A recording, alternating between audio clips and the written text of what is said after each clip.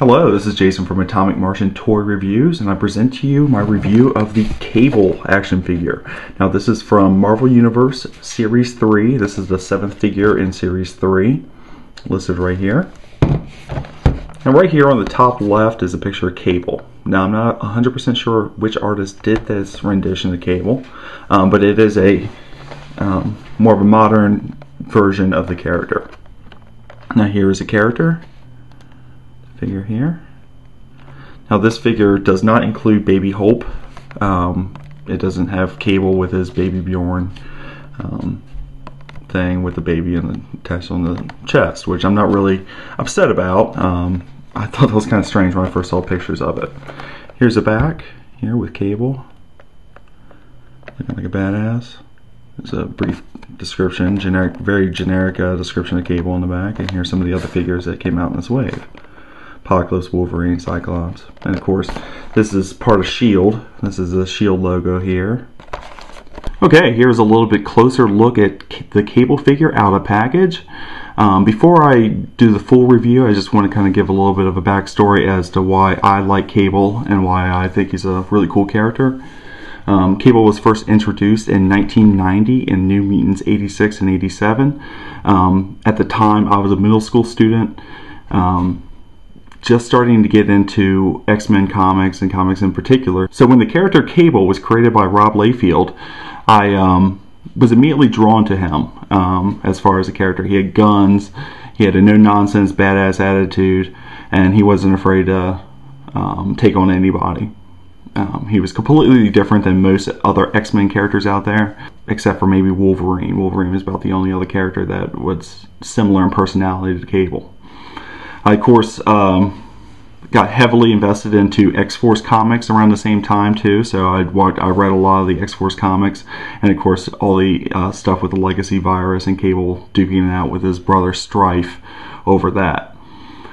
So even though Cable's popularity has kind of waned a little bit over the last few years, in my mind and my heart, I still like him. I still think he's a really cool character, mainly because for the nostalgia purposes.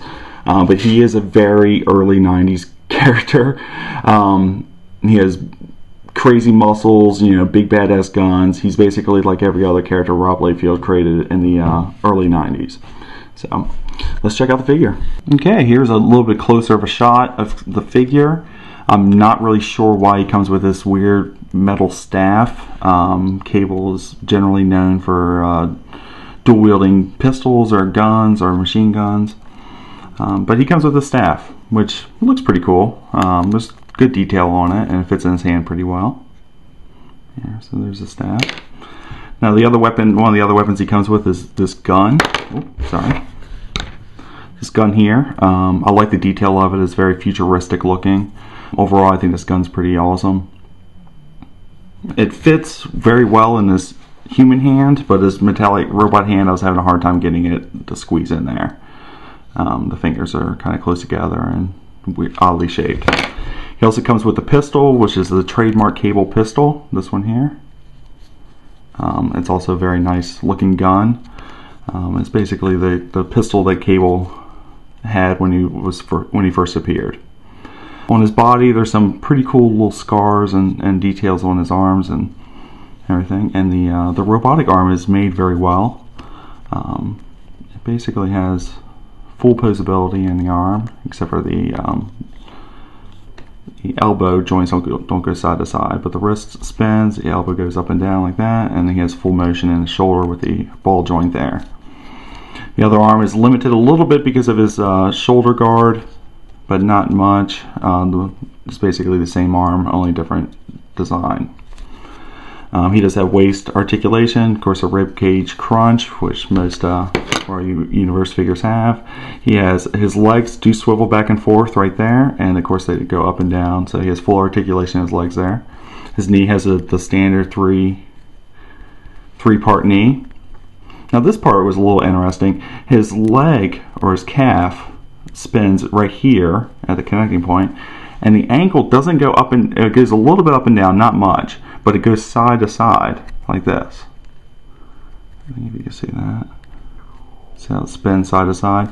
That's really interesting. I haven't seen that. I mean, they may have included that in other Marvel Universe figures, but I've never seen it.